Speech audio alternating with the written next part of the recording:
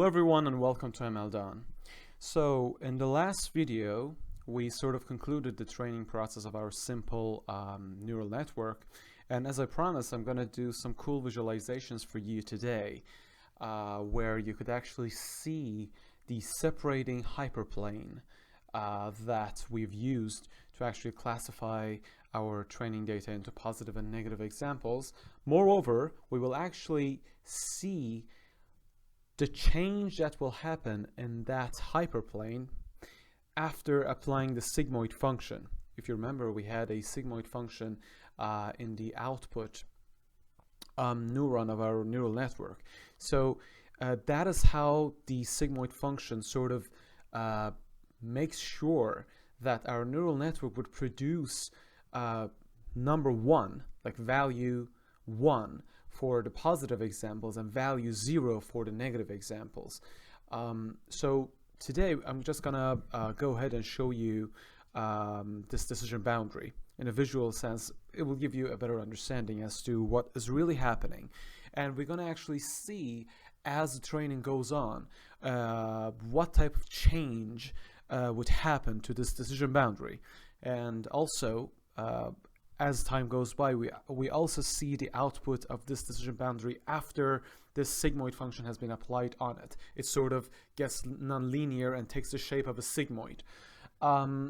So if you remember, this was the general shape of our neural network. We have x1, which is our data. We have x0, which is always equal to 1, and that is our bias unit. We got our weights, and then x0 and x1 would be linearly combined by our weights, and that would be the result of z. And then z will go through a sigmoidal transformation, and then the output would become sigmoid of z. And then using our error function, which in this case is a binary cross entropy error function, we would compute the error, and then we would use the back propagation to actually update our weights W0 and W1. So that was the gist of the message as to what we did. We talked about the parameters of our neural network. So we defined W0 and W1 as some random variables. We defined a number of epochs, which is the number of times that you will go through the entire data set, and then a learning rate, or the step size. And then we sort of shuffled our training data, and finally, this is what we've done. So ignore the first line for a second. It's for plotting purposes. So I just initialized a subplot counter with value 1, and I also initialized a figure using matplotlib. Here's the thing. So we saw all this portion over here where we define a number of epoch, and we sort of go through the random our data in a random way using our random indices. And we also saw that the way we would go through our random indices, for every data point we are computing our z over here, and then we put that through our sigmoid function and compute our y hat, or our output. We compute the derivatives with respect to our W0 and W1, and finally we update the weights over here, and then we compute our error and put it in our list that we've called E, right? And then we wrote this nice print statement where we actually see the values of error. Yeah. Now what I'm going to do here, as the training goes on, every 20 epochs, right, I'm going to actually visualize not only the positive and negative examples, I'm actually going to visualize z. And I'm also going to visualize sigmoid of z, which is the ultimate output, or y hat, that we have here, right? So I'm going to visualize z and y hat and see, we want to see how will they change as training progresses, but I'm not going to do it at every epoch. So every 20 epochs, I'm going to visualize it, right? So I have a piece of code ready. I'm just going to put it up here. Note that this big if statement it actually falls under our first loop, or basically our epochs. Yes. So as epochs keep going and we update our weights, right? Every 20 epochs, So every time our ep divided by 20 equals 0, meaning that it's either 20 or 40 or 60, when that happens, I want to plot my data points and my z and the sigmoid of z, right? So in order to do that, we've already called out this big figure. So the figure is there. Now we're gonna put some subplots in it, right? So we're gonna use, we're gonna have to put a title for every one of these subplots. We're gonna have to plot the positive and negative examples, and we're gonna also plot z and the sigmoid of z. So the first subplot is gonna be our z and sigmoid of z after 20 epochs. The second subplot is gonna be after 40 epochs, and then 60 epochs, and 80 epochs, and so on and so forth. We're gonna have in total 6 subplots, which would be our 120 epochs that we've set in the beginning, right? So over here, we define the title. We want to see the value of our epoch, the current value of epoch, and we want to, we will basically show the mean of our error, right? Remember that e, small e over here, we have defined it here on the top, yes? And remember that when at every epoch we are emptying, so sort of flushing out this e, right? So before we do that, every 20 epochs, before we flush it out, we take the mean of that, the average of that, and we report that as the average error after every 20 epochs. And we're gonna sort of consider this whole line as the title for our current subplot. And then we say that, look, we want 6 subplots, so 2 by 3, and then we used our subplot counter, and that is why I defined the subplot counter on the top. You see over here.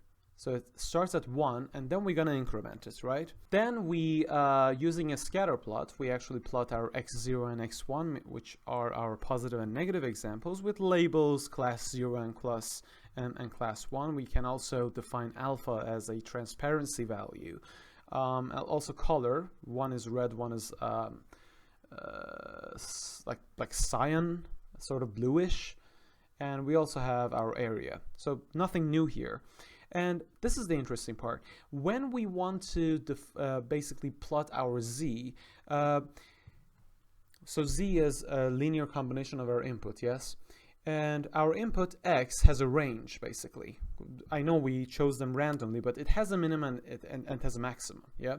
So I'm grabbing the minimum and maximum over here using numpy's min and max functionality. And using the min and max, from the minimum and to the maximum with steps of 0.01, I'm choosing values, right? So this comes up with a big vector of values. This using numpy's arrange functionality.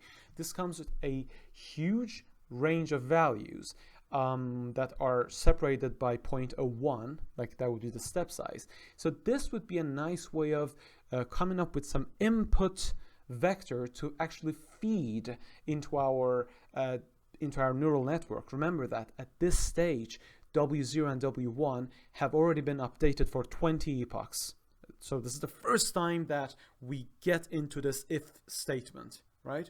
So before going to the next epoch, the weights have been updated, and now we're ready to pass the entire vector S through our neural network, right? So the way we pass it through, we'd simply say W1 multiplied by S plus W0, which is exactly what you see over here, yeah? So on the top, W1 multiplied by our input plus W0 multiplied by X0. X0 is 1, so you can just cancel that out. So we're basically computing Z over here, yeah? And then we use a plot, like matplot .plot functionality. And the first parameter or the first argument is S, which is the entire input values. And then the second one is Z or Z. And we choose a color and some sort of a line notation. The color is black, so K stands for black. And we also put a label for that, which is Z. So this is our Z. And next one is, we have this whole z, right? So z is basically just a bunch of scalars. Next step is to actually plot the sigmoid of z with respect to our input vector s. And so this step is quite easy. It's basically the same line as before, except we are actually plotting s against the sigmoid of z.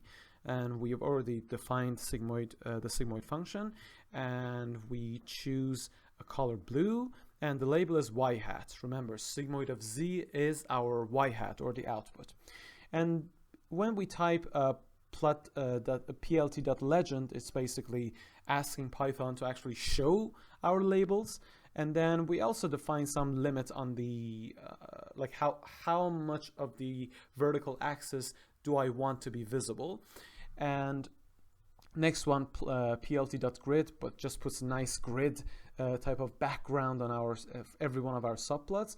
And finally, remember, we are incrementing our subplot counters so that the next time as training goes on, when we hit say 40 epochs, so the over here in our condition, the remainder of 40 by 20 is again 0. So we enter the if statement. So over here, because we have already incremented the subplot counter, this time we are actually putting our next plot into the second position, because subplot counter is now 2, right? And then it becomes 3, then it becomes 4, right? So that's the story. So if I run this entire chunk of code, what would happen is, not only will I see the errors being printed out, so I'm expecting to see a reduction in the error, but every 20 epochs I'm expecting to see a nice plot or a subplot that shows our positive and negative examples. It shows the linear decision boundary, or our z, and then it shows the output of the sigmoid of z, which is the ultimate output of our neural network. So we have to have a nice plateau around the positive examples and a nice plateau around the negative examples, meaning that our network would produce values very close to 1 for our positive examples and values very close to 0 for our negative examples. Yes? So let me run this piece of code again. So we generate our weights, shuffle, and here we go. So when this happens, as you can see, the error is going down all the time, yeah? So this goes on until our 120 epochs have finished. When you go down, so ignore this plot.show. You don't actually need to ask Python to do that in Jupyter Notebook. So when you go down, this is the real magic. See, we have 1, 2, 3, 4, 5, 6 plots, yeah? Let's consider the first one, epoch 20. The error is 0.08, yeah? See, we have our red examples and our blue examples, right? And the black line, as the legend suggests, is actually our linear combination of our input with our weights after 20 epochs. Remember, the weights will keep changing again, okay? Because we have 120 epochs. But with the current values of our weights, this is the z, or the black line. And after we apply the sigmoid function, we get some sort of a smooth blue curve over there, yeah? And you notice that the maximum value for that blue curve is 1. And it sort of goes on, sort of plateaus towards 0 later on. So this is not a good discriminator. This is not a good decision boundary. You'd like the black line to fall somewhere between our positive and negative examples. And after you apply sigmoid, you'd like to have a nice flat line on the top of the positive examples and a nice flat line on the top of our negative examples, meaning that 1 hits 1. So the one for the positive examples would be a value close to 1, and the other end that is sort of flat, which is on our negative examples, would be very close to 0, right? So our network would output values close to 1 and close to 0 for our positive examples and for our negative examples. And that's how it does classification. So if you look at the second subplot. After 40 epochs, you see the error has reduced to 0.04. This means that our model is doing a better job in discriminating against the positive and negative examples. So it's starting to generate the correct +1 and the correct 0 for our positive and our negative examples. It's learning to produce those values for the correct examples. Yeah. And after we apply the sigmoid, you see that we hit that those two plateaued flat ends on our positive examples and on our negative examples, right? And after 60 epochs, it becomes even better. And as we go down, 80 epochs, 100 epochs, and the rest, the last one is after 120 epochs. You can see that the line is sort of capturing everything correctly, and the sigmoid sort of flattens. So on the top, for our blue examples, the value of sigmoid, that blue curve, is nearly 1, and for almost every negative example, the value is nearly 0, except for these little points between 2 and 4, right? These little red points, they still haven't been fully captured as negative examples. If we keep training for longer amount of time, for longer number of epochs, this will happen as well. So this way, I try to show you what it means when we say that we're training a neural network, because sometimes we forget, we sort of get engrossed into the details and we forget about the big picture. Yes. So as the number of epochs go forward, the weights keep changing. As the weights change, look at here, as the weights change, our z changes, which means our line changes. As our z changes, our sigmoid of z changes, meaning that the curve changes. And using our error, or our binary cross entropy error, we want this neural network to learn to generate the value +1 for all the positive examples and the value 0 for all the negative examples. Okay, so that's the whole point. Can I learn the weights that would do this for me? Right? So the longer you train, the lower your training error would become. I hope that this has been informative for you. So this was the last video of the series, coding a binary classifier from scratch in Python using pure numpy. And if you have any questions or comments, just leave them in the comments below. And also, I'm going to post the link to the blog post for this video in the description. And you can also follow us on Twitter, LinkedIn, Facebook. And yeah, please feel free to send any questions if you have in the comments below. So I hope that this has been informative for you. And on behalf of ML Don, take good care of yourselves. Bye.